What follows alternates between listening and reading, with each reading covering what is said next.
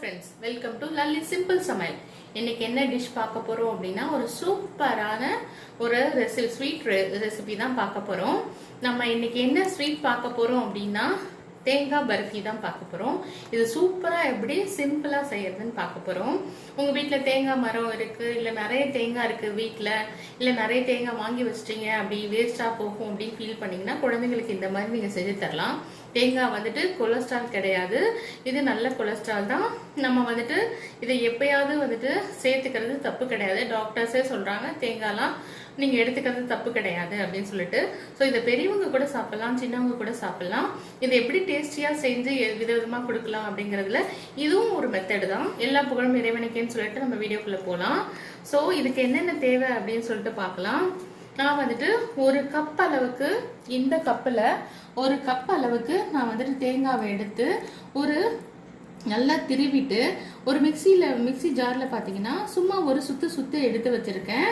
ஏன்னா நம்ம வந்துட்டு தேங்காவை அப்படியே திருவி போட்டோம் அப்படின்னா நம்ம கடிச்சு சாப்பிடும்போது நம்ம தொண்டையிலையோ இல்லை பல்லையோ நமக்கு வந்து ஹார்டாக ஃபீல் பண்ணுவோம்.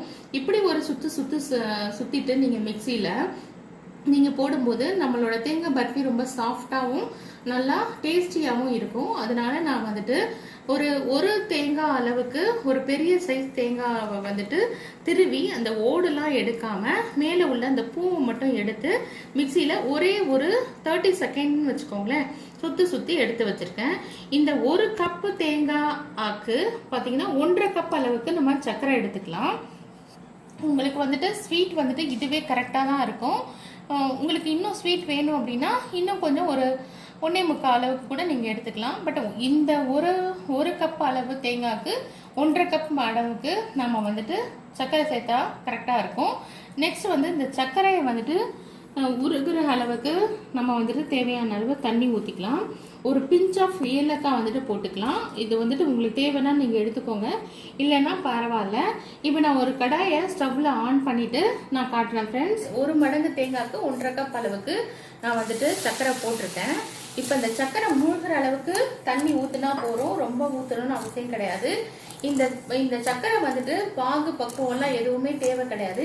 இந்த சர்க்கரை வந்துட்டு ஓரளவுக்கு நமக்கு கரைஞ்சாலே போகிறோம். இப்போ நான் இது நல்லா கரைஞ்ச உடனே உங்களுக்கு காட்டுறேன் ஃப்ரெண்ட்ஸ். பாருங்க ஃப்ரெண்ட்ஸ், நம்மளோட சர்க்கரை பார்த்தீங்கன்னா நல்லா வந்துட்டு கரைஞ்சிடுச்சு. நமக்கு வந்துட்டு சர்க்கரை வந்துட்டு பாகு பக்குவம்லாம் எதுவுமே தேவை கிடையாது. இந்த அளவுக்கு நம்ம சர்க்கரை பார்த்தீங்கன்னா இந்த பாருங்க நீர்த்து தண்ணி மாதிரி இருந்தாலே போகிறோம். இந்த ஸ்டேஜில் நம்ம வந்துட்டு தேங்காவை போட்டுக்கலாம். தேங்காய் வந்துட்டு பாருங்க நான் 1 கப் எடுத்து வச்சேன்ல, அந்த 1 கப் அளவுக்கு தேங்காவை இதில் போட்டுக்கலாம். போட்டுட்டு இதை நல்லா மிக்ஸ் பண்ணிக்கிட்டே இருக்கலாம். ரொம்ப கைவிடாமல் இப்போ கலரணும்னு அவசியம் கிடையாது. பட் இதை வந்துட்டு நம்ம அப்பப்போ இதை விட்டுட்டே இருக்கலாம். இதை நான் வந்துட்டு கிளறிட்டு எந்த பக்கம் வரணும் அப்படிங்கிறத நான் காட்டுறேன் ஃப்ரெண்ட்ஸ்.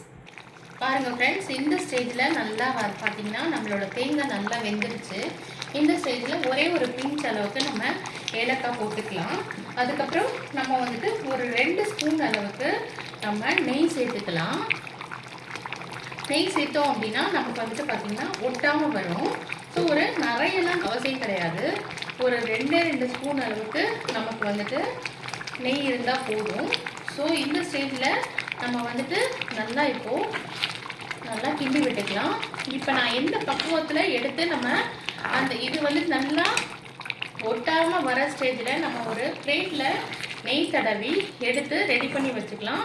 நான் வந்துட்டு இது எந்த ஸ்டேஜில் இப்போது இதை நம்ம எடுக்கலாம்னு சொல்லிட்டு காட்டுறேன் ஃப்ரெண்ட்ஸ். பாருங்கள் ஃப்ரெண்ட்ஸ், நம்ம கைவிடாமல் ஒரு 15 நிமிஷம் கிட்டத்தட்ட நம்ம நெய்யை ஊற்றி நம்ம நல்லா கிளறிட்டே இருந்தோம் இல்லையா.